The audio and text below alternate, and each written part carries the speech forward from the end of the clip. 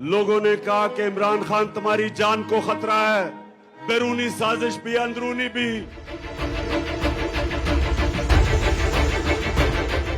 গত কয়েকদিন ধরেই ইমরান খানের মৃত্যুর গুঞ্জনে উত্তাল হয়ে উঠেছিল গোটা পাকিস্তান। এমনকি তার বোনদের এবং তার দল পিটিআই-এর সমর্থকদের কারাগারে দেখা না করতে দেয় যেন সেই গুঞ্জন আরও জোরালো হয়েছিল।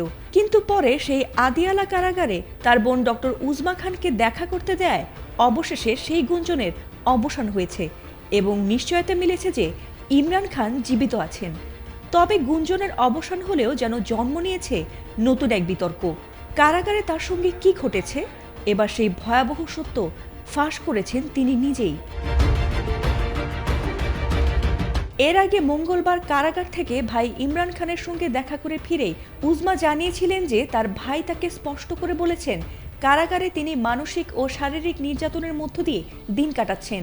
আর সেই অভিযোগই আরও জোরালো হয়ে ওঠে বুধবার রাতে যখন ইমরান খানের অফিসিয়াল এক্স অ্যাকাউন্ট থেকে প্রকাশিত হয় 2 খণ্ডের 2টি পোস্ট। আর দীর্ঘ সেই পোস্টে পাকিস্তানের সাবেক প্রধানমন্ত্রী নিজের অবস্থাকে তুলে ধরেছেন পুরোপুরি বিচ্ছিন্নতা ও বন্দিত্বের চরম রূপ বলে।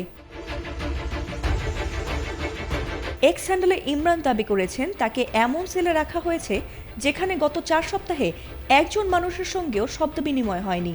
এমনকি কারাগারের নিয়ম অনুযায়ী যেসব মৌলিক সুবিধা তাকে দেওয়ার কথা সেগুলো কেড়ে নেওয়া হয়েছে। এ সময় তিনি আরও গুরুতর অভিযোগ তোলেন সেনাপ্রধান ফিল্ড মার্শাল আসিম মুনিরের বিরুদ্ধে। তার নির্দেশেই নাকি তাকে এবং তার স্ত্রী বুশরা বিবিকে সাজানো মিথ্যে মামলায় আটকে রাখা হয়েছে।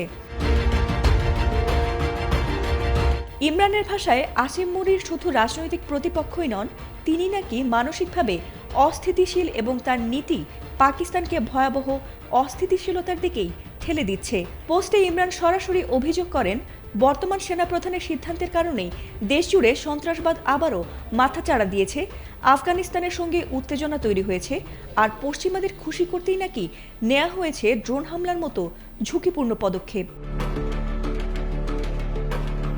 এদিকে এই পোস্টটি তীব্র আলোড়ন তুলেছে নেটিজেনদের কাছে, কারণ এ পোস্টের মাধ্যমে তিনি তার প্রতি হওয়া রাজনৈতিক প্রতিহিংসার কথা অবশেষে সকলকে জানানোর সুযোগ পেয়েছেন।